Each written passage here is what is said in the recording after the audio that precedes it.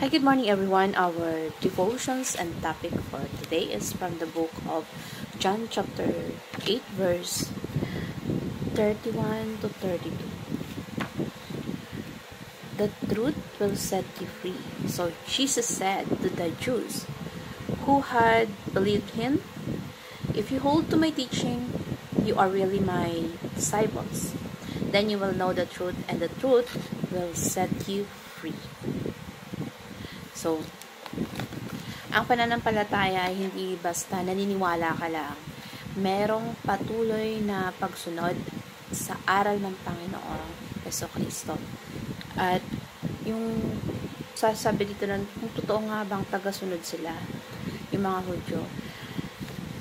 Kung talaga na sumusunod tayo sa mga pangangaral ng Diyos, ay malalaman nyo ang katotohanan, at ang katotohanan daw ang magpapalaya sa atin.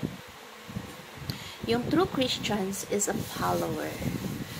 Merong mga noong una panahon daw kasi kapag sinabing Christian, totoong Kristiyano, kasi ang layunin ng mga tao sa paligid, yung sarili or paraan ng pamumuhay nila ay katulad ng sa Panginoong Jesucristo.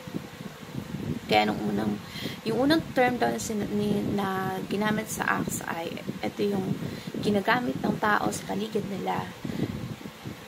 Yung komunidad ng mga Kristiyano na parang pangungutya sa kanila. Na kapag sinabing Kristiyano sila, tagasunod ni Kristo. Sabi nila, mga Christian ay bilang yung derogatory na pangungutya sa kanila na Christian sila. Tagusunod ni Kristo, kaya ganyan sila. Ganun yung pamumuhay nila. So, yung mga Kristiyano noong unang panahon ay yung pamumuhay na way ng light nila. Kaya ang tawag sa kanila ay people of the way. Kasi yung iba, sinasabi nila na yung mga tao ngayon sinasabi nila na pagka sinabing Christian, para bang nire-register lang na religion. Pero noon, they had their own life according the path na sinusunod nila yung way na pamumuhay na katulad na kay Jesucristo. So, yung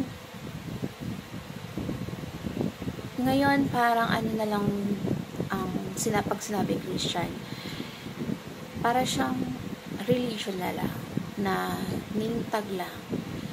Pero kapag sinabing Christian, parang sa isang simbahan lang, may religion. Pero, ang totoong Christian ay tagasunod na ni Jesucristo, follower of God.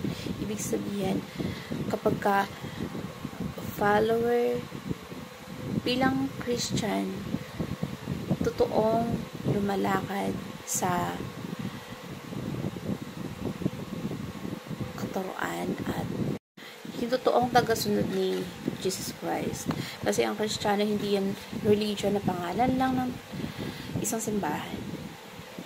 Being a Christian is being a follower of Jesus.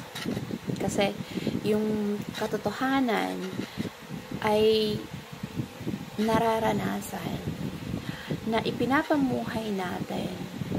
Kasi